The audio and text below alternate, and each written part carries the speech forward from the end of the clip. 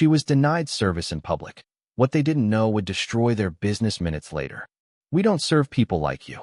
The sentence hung in the air like a slap. The luxury hotel lobby was silent, crystal chandeliers glowing overhead, marble floors shining under expensive shoes. Conversation stopped. A couple standing near the elevators slowly turned their heads.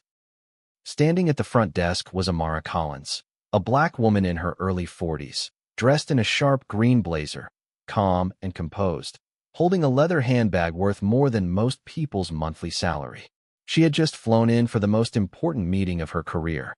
Across from her, the hotel receptionist leaned forward, eyes narrowed, voice low but firm.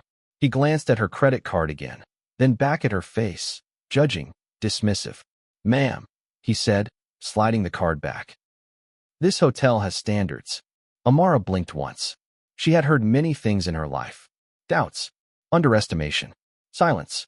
But this was different. And what no one in that lobby knew was this. They weren't denying service to a guest.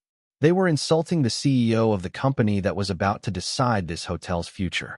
Amara Collins didn't always wear tailored suits or walk into five-star hotels. She grew up watching her mother clean offices at night and her father drive trucks during the day. She learned early that the world judged before it listened. Years later, after graduating top of her class and working twice as hard as everyone else, Amara founded Apex Global Solutions, a tech and infrastructure firm that quietly became a billion-dollar powerhouse. She wasn't loud about her success. She didn't announce her title. She let results speak. That morning, she arrived at the hotel for a confidential partnership summit. Apex was considering a long-term deal that would bring millions in corporate bookings to one hospitality brand. This hotel was one of the final candidates. But Amara had arrived early, alone, without assistants or cameras. She wanted to see how they treated people, before they knew who she was. And now, she was seeing exactly that. "Is there a problem?" Amara asked calmly. The receptionist sighed, glancing around. "Your card type doesn't match our usual clientele." Behind him, another employee whispered something.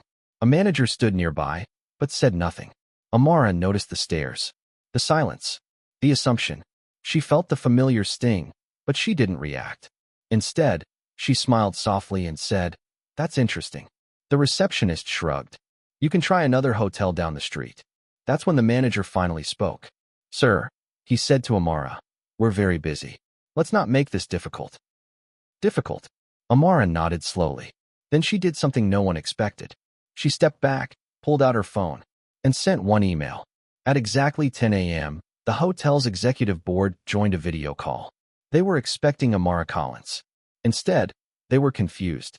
"Has Ms. Collins arrived yet?" one executive asked. Another frowned. "She was supposed to be staying at our flagship location." At that exact moment, Amara walked back to the front desk.